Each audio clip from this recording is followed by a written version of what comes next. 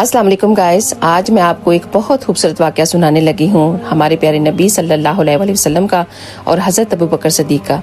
Please इसको बिल्कुल skip मत कीजिएगा, एक दफ़ा इसको ज़रूर सुनकर जाइएगा। एक दफ़ा नबी पाक सल्लल्लाहु अलैहि वसल्लम सहाबा से फरमाते हैं कि यार यहाँ रोज़ ना बैठे रहा करो, वक्फे से मिला करो, क्योंकि रोज़ मिलने से इंसान की कदर ख़त्म हो जाती है। आपने किसी एक सहाबा से नहीं कहा था, बल्कि सहाबा के मजमे को देखकर ये बात की थी। तो हज़रत अबू बकर सिद्दीक़ भी उस मजमे में बैठे हुए थे और उनको लगा कि शायद उनको भी ये बात की गई है, और वो फिर मस्जिद में नमाज पढ़ने के लिए आते और नमाज पढ़ते ही वहाँ से चले जाते। हदीस में आया है कि नमाज शायद असर, मगरिब या इशा की थी।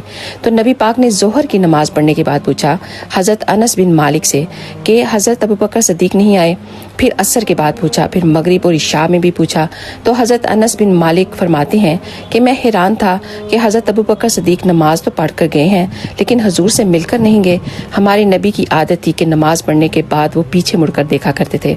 हजूर ने देख तो लिया था, लेकिन फिर भी हज़रत अनस बिन मालिक से पूछा कि वो आए नहीं।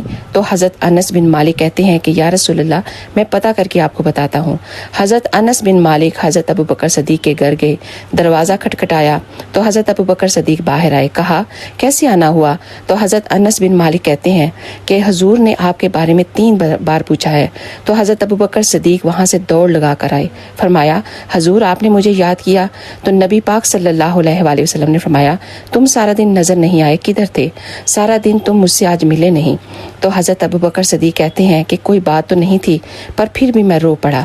हजूर आपने ही तो कहा था कि ज़रा वक्फे से मिला करो, मोहब्बत बढ़ती है।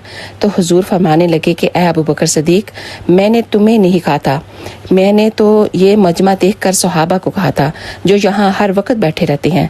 आपने फरमाया ए अबू बकर, तुम यहाँ मेरे पास ही रहा करो, तुम रहते हो तो मेरा दिल भी लगा रहता है। सुभान अल्लाह, कितना खूबसूरत वाक़या है ना, एक दफ़ा ज़रूर शेयर कीजिएगा। जज़ाकल्लाह खैर।